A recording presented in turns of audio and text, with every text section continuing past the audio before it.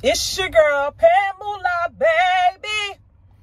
Come to you guys from somewhere in Texas. I'm close to Dallas, I know that. But I've been running straight for 2 weeks. And this is my first official day off. So I'm going to use this time to shoot a couple of original skits for my Instagram page. Knock out a few TikToks. And also I'm going to be fulfilling a couple of videos for my paid partnership with CDL Life. All right, that's residual income for me. It's how I earn an extra coin while I'm out here getting coin, right? I do want to say something. All right, in the 3 years that I've been OTR, this is the first time I've been actually able to get my hands on some Chick-fil-A. All right, there's no Chick-fil-A that I've seen inside of any truck stops in America. Okay, Chick-fil-A, if you are watching and you want to get to the real bag, you need to put Chick-fil-A's in truck stops. All right, we would greatly appreciate that. Okay, I love me some Chick-fil-A. I will put my truck and trailer on 9 wheels to pull into a Chick-fil-A. Yeah, I love me some Chick-fil-A. I'm sorry. All right, that's a little free promo, Chick-fil-A. Okay, but anyway, so this video is about how to get your CDL license. All right, this is based on my experience. Okay, there's many ways to get your CDL, and it's not CDLs. I cringe when I hear people say CDLs. It's only one license. All right, Class A. You have Class A, Class B, Class E. All right, yeah, you may have some endorsements, but it's still one license. Commercial driver's license. All right, not license. Okay, yeah, make sure I just throw that out there. Okay, S means plural. No S is singular. We learned that in elementary. Damn. Anyway. Okay. So how you can get your CDL license, right, is a question that I'm asked quite frequently. And again, this video is going to be based on my experience, okay, because I always speak from my experience. But like I said, there's more than one way to get your CDL. You can go through a private school. And when I say a private school, if you are from Miami, a private school is considered a CDL school, driving school that is on 79th Street off of 27th Avenue. They were on the corner, but now they're behind the Royal Castle. Okay, that is a private school. If I decided to buy or create a CDL driving school, that would be considered a private school. I can charge what I want. I would make the rules. You would come, you would pay me. That's a private school. And from my understanding with private schools, their equipment is limited. They have no real sense of cap on how many students they will take. I've heard stories about drivers having to fight for drive time. They're taking turns driving, so you may only get, you're paying $10,000 just to drive 15 minutes a day. Like, that's just basically unacceptable to me. The biggest reason I chose to go to a technical school and just pay out of pocket was freedom. I didn't want to be tied to no 1-year contract. I didn't want to be tied to a company. I wanted to get out and make decisions on my own as to which company I could go to or which company I wanted to go to. I didn't want to be held hostage. I understood the value of my license. Okay, that's why to this day I keep my license clean. It's your golden ticket. Make sure you keep that in account for, when you're out here on the road. Then you have companies who train you to get your CDL, and there is a process, which is normally it can be anywhere from 15 to 21 days or more.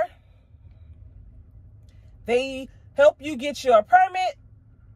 Then they throw you in the seat once you get your license with a trainer. You go out on the road with a trainer for maybe 4 to 10 weeks, and then you get your own truck. Okay.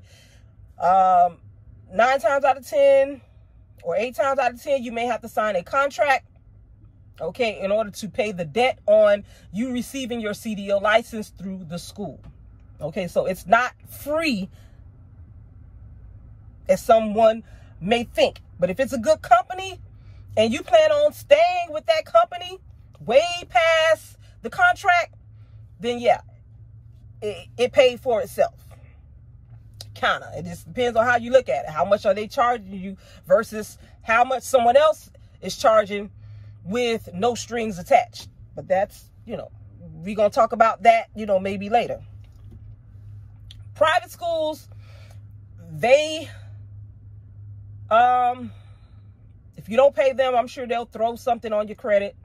Those classes could be anywhere from 2 weeks to 6 weeks. I don't know. I've heard private schools charging up to, you know, $10,000.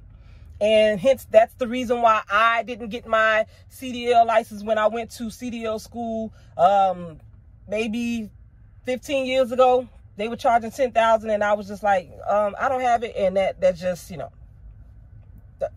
that's a lot of money to be trying to get a license, especially looking at it from the standpoint that I'm looking at it now. Like, really, y'all was trying to get over like a fucking fat rat. For real, for real.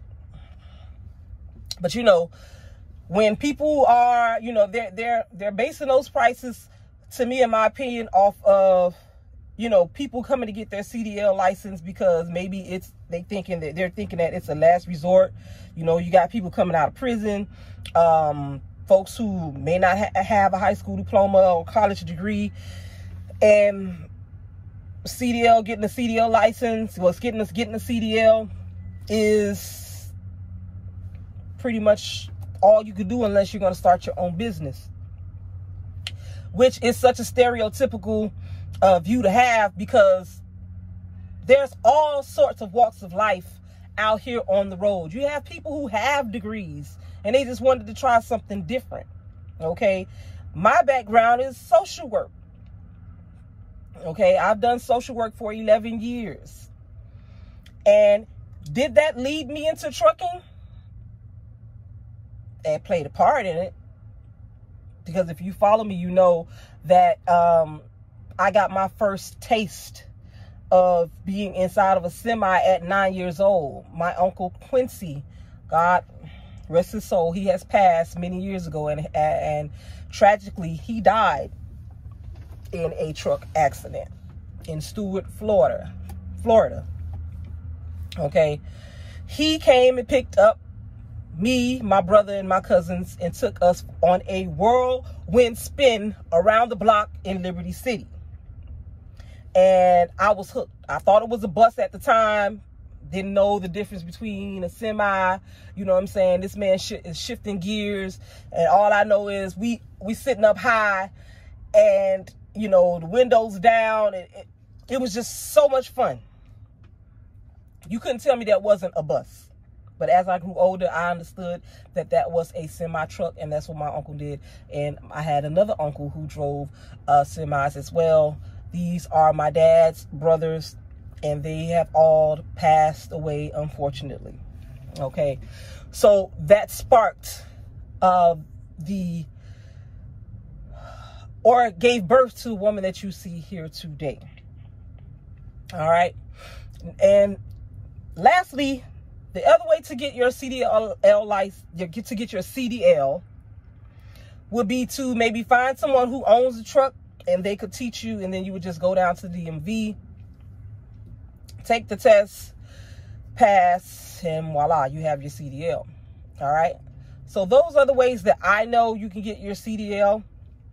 And of course, if someone teaches you, they may say, you know, this is what I charge, a small little fee or whatever. They may not charge you at all, and then you would pay for the license, right? To get your CDL out on your own, the fees for that, when I took my permit test, it was $50, and then to get the actual license was $90 at that time. That was 3 years ago. It may have gone up, I'm not sure.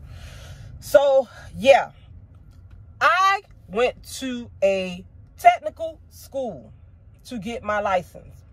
And how I came to that conclusion is because I wanted to actually learn the truck. I wanted to learn how to drive the truck. I did not want to be thrown out on the road being responsible for lives because I'm deciding to push a 80,000-pound truck and not knowing what I'm really doing. I just totally disagree with things like that. You know, people just jumping into trucking because they see, you know, the big bucks. They haven't done any homework. They haven't watched a YouTube video. They haven't Googled. They haven't asked the truck driver. They've never been in the truck. They don't even know it's a sleeper berth in the back. But here it is. You want to drive a truck. I got a whole problem with that. But we're going to talk about that another time. Okay? Because there's a lot of responsibility that come with driving a semi. Okay? Especially if you are an owner-operator. We are regulated by, and I don't want to say especially being an owner operator, because company drivers are regulated by the same rules as well. But I found that being an owner operator, we are targeted more. I'll just say that. But anyway, we're gonna leave that for another video as well. So, like I said, I was doing social work for 11 years for a nonprofit. And if you're familiar with nonprofits, you know that those are grant-funded programs. And at any time, your program could come to an end if you cannot find funding for the following year. Is that the reason that I left social work? No. I'll save that for another video as well. So anyway, once I left the nonprofit, I got a job working for Carnival Cruise in a call center. I worked for the casino line. So I was answering phone calls for people who felt entitled, spoiled, because on the ships they would be winning, you know, you have people winning thousands and thousands of dollars and they just expect you to give them everything free. It's nothing but complaints all fucking day for 8 hours straight. If you worked in a call center, you know that you are tied to a phone. Okay, unless you have to go to the restroom or it's your break, you are tied to a phone, answering calls back to back, back to back, back to back, back to back. I'm an introvert already. I don't really like talking to people. Okay, when I work for the nonprofit, I can work from home. I can go to a client's home. I can work from Starbucks. I can go into the office. I was basically out in the fields. I was not tied to a phone. I was not tied to a desk. So working for a call center was a paradigm shift for me. Okay, I struggled to adjust. You know, the call center was right off of I-75. Big glass window, and I'm looking out this window and I see trucks just rolling by, and here it is, I'm stuck on a phone. Secondly, if you work in a call center, you already know you have shift bids. They didn't go by your seniority.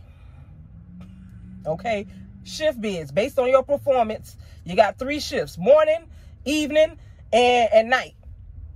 All right, and we're talking about shift bids for 90 to 100 employees. And shift bids will happen every 3 months. That in itself is stressful. Because now you got to really perform, you know, taking care of customers, and your performance is based on how fast you can service a customer. And all these other things, right? All these different algorithms that you gotta, you know, kind of try to succeed through, just so you can get a good shift. That's just too much, especially for a woman who's over 40. Yeah. So, you know, I decided to just go ahead and go to CDL school, and like I said, I wanted to gain some real knowledge. So at the time, my brother had already had his CDL and was driving for Frozen Food Express. And I said to him, I want to go on the road with you. You know, I want to really see what it's like out there on the road. He was like, yeah, sis, no problem. So I went out on the road with him, stayed out with him for 1 week. We went out to New Jersey And then from New Jersey, we went down to Texas. And then he did some things there in Texas. And then I got a flight back to Miami. I enjoyed myself. I really can't. Listen, I enjoyed myself. This was during the summer of 2018. I'll never forget. Just me and my brother. And if you know me, you know I love the fuck out of my brother. Like, we are like this. Okay? Like this. He had already had his license and had been driving for maybe 2 years at that point. I loved it. So I decided to go to Sheridan Tech. My brother got his license from Miami Tech. If you're familiar with familiar with Miami, we are split in counties just like every other city. We got Dade County, we got Broward County. Miami Lakes Tech is in Dade County. It's a Dade County public school. I went to Sheridan Tech because Miami Lakes Tech, they have a limit, 14 students per class. They have 7 trucks, 2 to a truck. They were full, and they were always full. So I went over to Sheridan Tech. They had some availability. I got into that school. Now, let me give you the basis on Sheridan Tech. All right? Or just overall, you know, these kind of technical community schools. You could pay for those classes if you went through workforce. All right, your local workforce, they may pay for you to get your CDL based on what funds they have. Or you can go to the actual school and see if they have Pell Grants. You have to qualify for these Pell Grants. I didn't qualify because my husband makes over $100,000 a year. So I didn't qualify. The class was only, at that time, $2,100 plus $125 for your book. All right. So they have 2 schedules. If you decided to go during the day, that would be 9 weeks from 7 a.m. to 2 p.m. If you had a job during the day and you wanted to go at night, that would be 13 weeks from 6 p.m. I think to 10 p.m. I have no regrets going to Sheridan Tech. My main instructor was Mr. Ponce. This guy is pretty much a legend in my mind. He owned trucks. He's driven trucks basically all of his life. Then I had another instructor would, you know, sometimes fill in for Mr. Ponce when he wasn't on the phone talking to one of his side bitches. I love you, Mr. Ponce. We had Mr. Marshall, Mr. Marshall drove for UPS. Tall, white gentleman, sweetheart, but baby, listen. Yeah, he gonna talk to you and all that good stuff, but if you mess up, yeah. Tall. I think Mr. Marshall was 7'2". Yeah. And then we had Mr. Mitten, who I've heard now went to get his pilot license and is no longer at the school. Yes, I do check in with the school every now and then because it's how I got started. Okay. But anyway, I know I just did a little, you know, got a little nostalgic right there, just a little bit, right? But anyway, so I enrolled, paid my little $2,100. For me, it was the best option. Once I get my CDL, I felt like I'm being trained by a combination of folks with over 70 years in the game. I'm getting actual on the road experience. I'm getting book knowledge. It's not you just gonna get your license and we're gonna throw you in the seat. No, they prep you for, I can't say real life, but enough knowledge that once I got onto my trainer's truck when I went to Werner, I was good. She can get in the back and go to sleep. I did have to have my permit before class started. So they don't help you get your permit. You have to already have your permit. Study the book through the app. Study. You know, you can either look at the book online and study that, or you could use the CDL prep test apps and get it that way. I use a combination of both because, again, I took it that serious. To me, the apps, they're just throwing questions out at you, but what does that mean? Each state is different. For Florida, in order to get the permit, you had to pass the air brakes combination and general knowledge. General knowledge test was like 50 questions.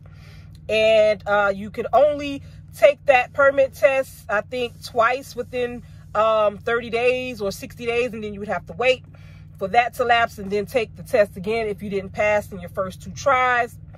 To get the actual license, Class A, you would need to pass your pre-trip, backing, and in the state of Florida, parallel parking is not required. I've heard in certain states you would have to pass parallel parking to get your Class A license, and also your over-the-road test. All right, so be sure to go to your local DMV to obtain the commercial motor vehicle book, or you can find it online, and make sure you look for it in your state. Permit does come with an expiration date. I think it's 90 days or something like that. So if you get your permit and you decide to enroll in school, I would suggest enrolling in school first to make sure that you actually have a spot. Because if you don't, and that 90 days expire, you have to go back and take your CDL permit again. Okay. CDL, Miami Lakes Tech and Shedrian Tech, they do drug tests. All right. You have to pass the drug test to get into school. And then I think the 3rd week, randomly, we had to go and take the drug test again. All right. So it's not like, okay, I'm gonna just go to this and what I do on my own time is my business. Nah, it don't work like that, boo. Okay. You are handling a commercial vehicle for real, for real. They not throwing you into no toy truck and you out here on the road doing, drugs. So they still have to follow the same regulations, DOT regulations. You being with your trainer, in the passenger seat, DOT still can pull that truck over if you out on the highway. All right. I'm going to eventually get into that. But yeah, so I'm just letting you guys know you do have to take a drug test. Okay. We had to have classroom work. So during the day from 7 a.m. to, I want to say maybe 9:30, we would study the chapters in the book that we were given, and we didn't go through the whole book, but it was an actual school textbook, a real live book, not some bullshit, not no pamphlet. It was a real live book. When I paid my $125, I felt good about receiving that book because it was some real life shit. Okay, not some bullshit that somebody and we had to take tests. And then we would go out to the training court. After that, getting to learn how to shift the truck. All right. And like I said, Miami Lakes Tech had 14 trucks. So did Shedrian Tech. Shedrian Tech had 14. I'm sorry, not 14. 7 trucks, 14 students. So it was 2 to a truck. All right. I learned to drive a 9-speed, 10-speed, 13-speed, and a Super 10. You cannot get that at a school that is being trained by a company. They're going to throw you in a 10-speed, and that is it, from my knowledge. I got to drive a variety of trucks. I got to drive a cab over. I know I'm trying to figure out how men back in the days were able to have babies, because the vibration in a cab over is shaking and rattling your balls and the heat from the engine. But we're going to say that for another conversation, right? I got to drive a cab over, a long nose Pete. They had different styles of trucks. I got to learn to drive like that, y'all. Okay. So once we got down the formalities of shifting on the courts, alley docking, straight back, what's the other one? Where you go You do the 45 to the right and then to the left. I can't remember the name of it. But anyway, they trained us to pre-trip. I mean, this was about, it was, because like I said, my class was 13 weeks. So I want to say about 7 weeks of this. The first 3 weeks, we trained and studied the pre-trip. Every day after we came out of the class, we would go to our trucks and learn the parts. We would team up and help each other study for the pre-trip. All right. So once everybody studied for that, you got 3 chances to pass the pre-trip, because your instructors are certified by the state to pass you and send your information over to the DMV that you now have, you pass the pre-trip. That's how this works. I passed my pre-trip on the 2nd try. I had Mr. Marshall on the 1st time. And how I failed was, it was something on the inside. It fucked me up. I can't remember because that was like 3 years ago, but it was something so dumb. It wasn't nothing. And there's different parts. There's, you can get part A, you can get part B, you can get part C, or you can have a whole damn truck. I think I had part B, I think. I can't remember. Just so you know, that's how the pre-trips work, right? You don't have to, you have to remember, you should memorize the whole truck, because you don't know which part you're going to get. Okay. They don't tell you that until the day of the actual test. Okay. You have part A. Part A may be just the engine. Part B may be the engine and the inside of the cab. Part C, I think, is the entire tractor. Part D is the entire tractor and the truck. You have to memorize those parts.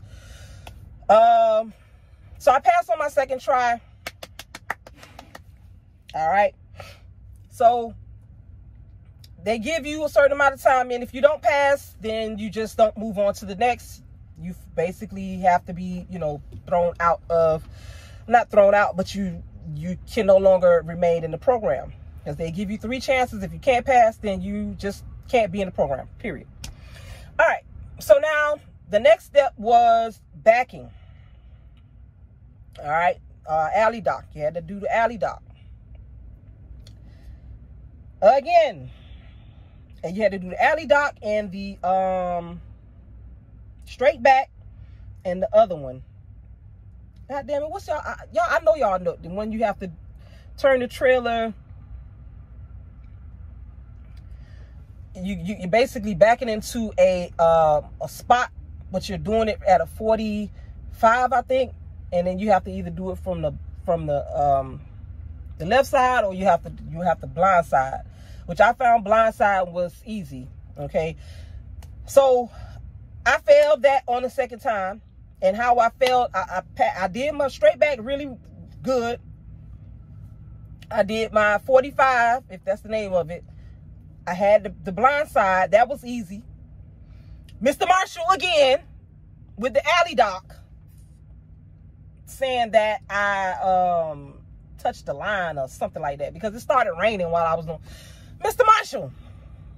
Yeah. But I passed my backing on the 2nd try. So I move on. And along the way, I lost my homegirl. I'm not going to say her name. With that 2nd random drug test, she failed. So once she failed, she was thrown out of the program. She and I still talk to this day. She's not on the road. And, she's like, I'm seeing you out here doing big things, man. I wish, and I'm like, man, I don't know. Maybe she just can't stop smoking. And her mom had paid for the class, and she was just like, how did she explain to her mom? And we had another guy who was in the class. I won't say his name. Me and him was really, really cool too. When they did that random, he knew what to do. But she was, and he was saying he would have helped her out, but she didn't tell none of us that she was still, because the whole time she was making it like she stopped, but she hadn't. So if she had said something to our homeboy, she probably would have still been in the class, and she was really, really good. That's the sad part about it. She picked up on the straight back really quickly. She picked up on the alley dock really quickly. I think she would have been a really, really good driver. but she just couldn't give up on that that narcotic. But anyway, so now we start, after everybody passes those, you know, those components, the next stage will be to do some, now we're going out on the highway. We would basically be a convoy going from maybe Miami to Fort Pierce. They're taking us to truck stops and telling us about how truck stops work. And it just was a lot of fun. I never missed a day of class. I was always on time. I missed not one day in 13 weeks. I lived to get up and go to CDL school, period. It just was so much fun. We drove in the city, you know, the different, oh man, it was just so much fun, man. Listen. But anyway, we had to complete 1,000 hours. I think it was hours or 1,000 miles. 1,000 miles in order to graduate with our certificate. All right. So after we, you know, did all of that, getting out, as a matter of fact, we didn't go out on the road. Well, yeah, we had the permits or whatever, because at that time, because each truck would have a,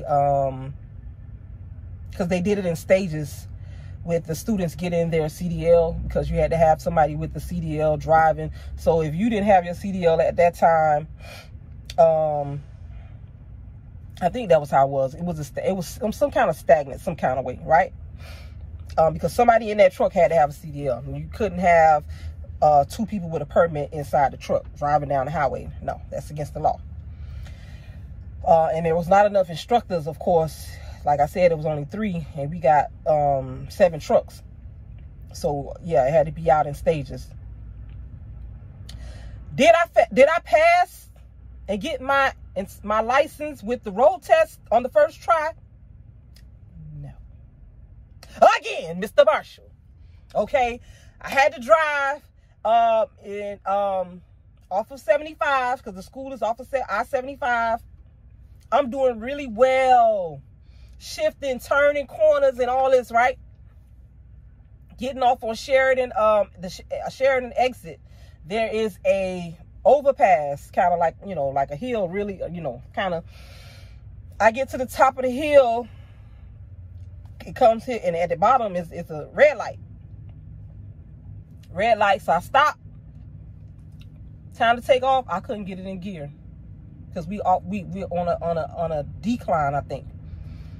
I couldn't get the truck in gear. Mr. Marshall, I'm like, Lord, please don't let that. I'm like, please get in the gear, please.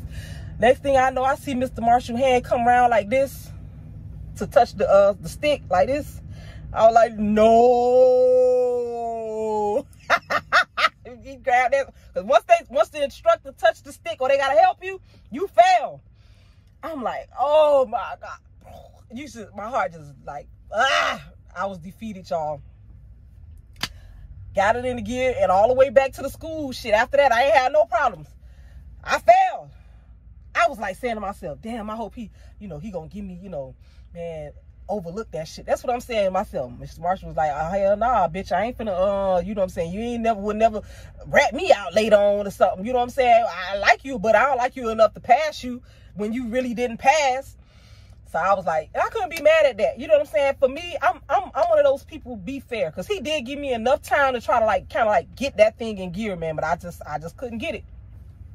So anyway, got back to the school. I failed. I didn't feel no kind of way. I got 2 more chances. Second chance, I went out with Mr. Mitten. Passed. Oh my God. When that man told me I passed, y'all, I broke down. You hear me? I broke down. I was crying like a baby. And that man was like, don't, why you crying? I was like, because I'm getting emotional now talking about it. It was euphoric. I don't know. I can't explain it. Like, it just felt like I earned it. Nobody gave me that. That's what it felt like. I'll never forget it. I'll never forget it. I passed. I called my husband. We went out to celebrate. And that was a new beginning for me in my life. Let me get myself together. It was a good feeling. I had a very supportive husband because I was able to quit my job at Carnival, and my husband held me down. Paid the bills. He never said, I don't know how you're gonna do that. He never said that. That's the best feeling in the world, and to know that there's a lot of people out here that they don't have that. So that's why I don't take it for granted, and it's why I give back the way that I do. We're trying to inspire people, because getting a CDL can be a life-changing experience. My homeboy, the one who I told you guys about, you know, he had the little hookup on the drug testing, he didn't pass. And I tried to cheer him up. He didn't pass that day, and that was his second try too. So he had one more chance, which was like the day or two before us actually graduating, and he didn't pass again. And I felt so bad for him. I really did. I really felt so bad for him. But anyway, I passed, and as soon as I got my license, I applied with Warner. Okay, I applied with Warner. I started with Warner on October 12th, 2018. I got onto a trainer's truck, and for 6 weeks, I was supposed to be on a trainer's truck, but it didn't work out that way. We're going to say that for another video, because I think I've talked too long enough already. I'm supposed to be talking about how to obtain your CDL, how you can obtain your CDL. My CDL paid for itself. I went to Warner, and they were offering a $2,500 bonus. I got the $2,500 bonus, and then I left Warner after 3 months, and I went over to Frozen Food Express out of Lancaster, Texas. They have a terminal in Miami. They were hiring experienced drivers, giving them a $5,000 bonus within their first 30 days. $25 the first half off of your first dispatch, and then the other half within your on your 30th day. So basically, I got $7,500, and I only paid $2,100 to get my license. So basically, my license paid for itself. I strongly suggest, for those who don't get a Pell Grant, look at it like that. Right now, there's a shortage of drivers. Ask about bonuses. Go to companies who have bonuses. You have drivers that actually do that. They hop from company to company, taking bonuses and going somewhere else, and that's how they save up to get a truck. So I'm told. Okay, so that's how I got my CDL, by going to a technical school in my community in my city. Do I recommend getting your CDL from a company that trains? If it's a good company, and it's a company that you feel that you are going to be there long term, then hey, why not? You know, you may have to sign a contract. If you're there long enough, then, you know, it pays for itself. If you're going to go through a company like CRST, CR England, their reviews are not as good. Companies, I feel they're not training drivers properly. They just want to get a driver in a seat. That in itself is a whole nother conversation as well. Because I did train one student at Frozen Food Express, and she got into my truck and didn't know a goddamn thing. She didn't know weigh stations. She didn't know how to read road signs. She knew nothing about a truck. She just basically wanted to get her license because she thought that she would be making big money. And yeah, that's just not You know, especially working for Frozen Food Express is a great company, but the pay, you might as well work at a Walmart locally. And then she had a small baby, be home with your child every night. That's how I see it. So do I recommend going to a company to get your CDL? Like I said, private companies, it depends. It depends. Are you willing to, you know, if you got the cash, they pay somebody $10,000. I don't know. For me, I always suggest technical community schools. That's what I recommend. All right. It's been a minute. I think I've, you know, talked long enough. I hope I answered any questions that you guys may have had about how to get your CDL. Just know what you're getting into is all I can say. All right. In the meantime, Moolah Mob. Be safe. I love you guys. I'm out.